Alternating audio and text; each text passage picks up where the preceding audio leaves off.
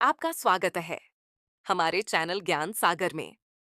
हम आशा करते हैं कि आपकी सारी समस्या श्याम बाबा की कृपा से सब सही हो। जय श्री श्याम। आज हम आपको बताएंगे कि आपको सोमवार व्रत कथा क्यों करना चाहिए। सोमवार के व्रत को लेकर मान्यता है कि इस व्रत को करने से भगवान शिव अपनी भक्तों की मुराद जल्दी पूरी करते हैं। सोमवार का दिन भगवान शिव को समर्पित है, इसीलिए इस दिन भगवान शिव की पूजा और व्रत करने का महत्व और ज्यादा बढ़ जाता है। यदि आप सोमवार के व्रत करते हैं तो आपको सोमवार व्रत कथा पढ़ना बेहद जरूरी है, क्योंकि इसके बिना आपका व्रत अधूरा माना जाता है। आइए जानते हैं सोमवार व्रत कथा। देवों के देव महादेव बहुत ही भोले माने जाते हैं, इसलिए उनका एक नाम भोलेनाथ भी है।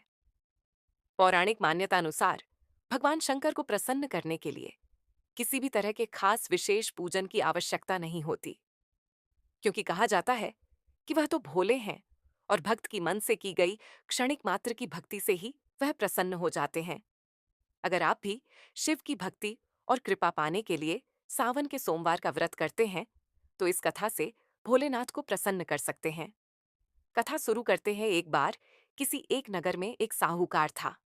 उसके घर में धन की कोई कमी नहीं थी, लेकिन कोई संतान न होने के कारण वह बहुत दुखी था। संतान प्राप्ति के लिए वह हर सोमवार को व्रत रखता था और पूरी श्रद्धा के साथ शिव मंदिर जाकर भगवान शिव और माता पार्वती की पूजा करता था। उसकी भक्ति देखकर एक दिन मां पार्वती प्रसन्न होकर भगवान शिव से साहूकार की मनोकामना पूर्ण करने का निवेदन किया।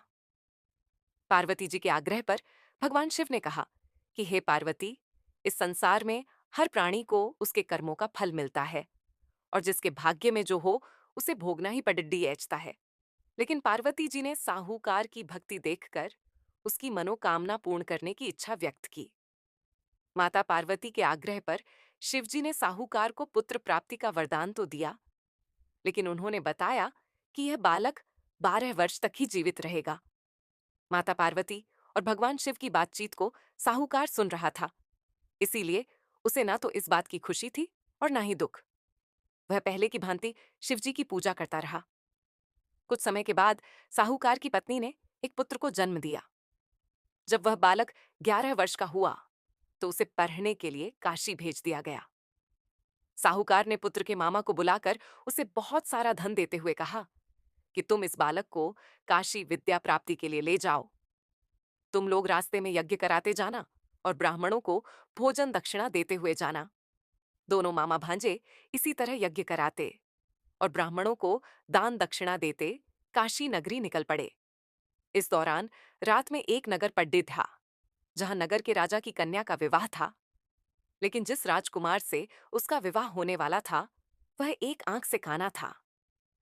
राजकुमार के पिता ने अपने पुत्र के काना होने की बात को छुपाने के लिए सोचा, क्यों ना उसने साहूकार के पुत्र को दूल्हा बनाकर राजकुमारी से विवाह करा दूं।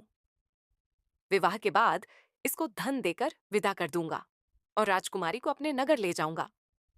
लाड़िके को दूल्हे के वस्त्र पहनाकर राजकुमारी से विवाह करा दिया गया। साहूकार का पुत्र ईमानदार था।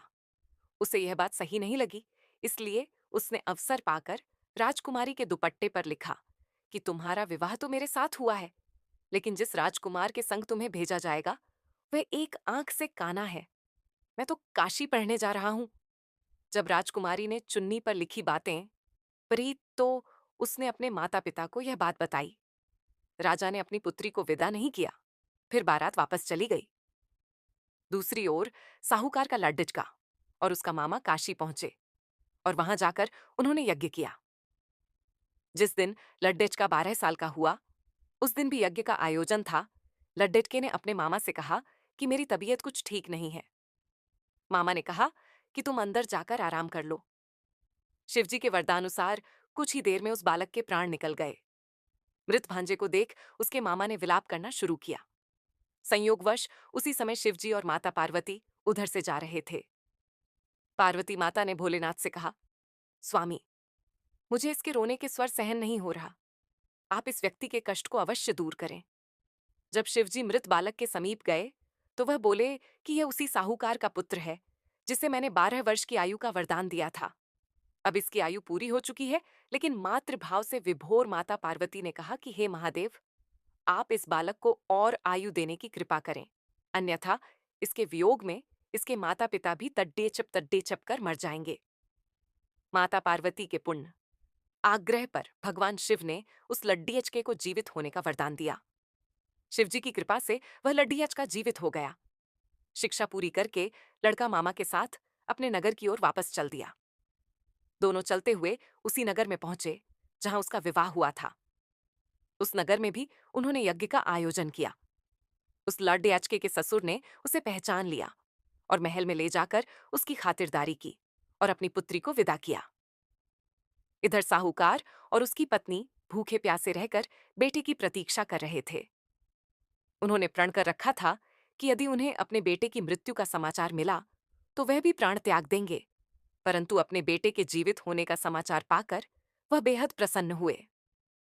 उसी रात भगवान शिव ने साहूकार के स्वप्न में आकर कहा, हे श्रेष्ठी, मैंने तेरे सोमवार के व्रत करने और व्रत कथा सुनने से प्रसन्न होकर तेरे पुत्र को लंबी आयु प्रदान की है। इसी प्रकार जो कोई सोमवार व्रत करता है या कथा सुनता और पढ़ता है, उसके सभी दुख दूर होते हैं और सभी मनोकामनाएं पूर्ण होती हैं।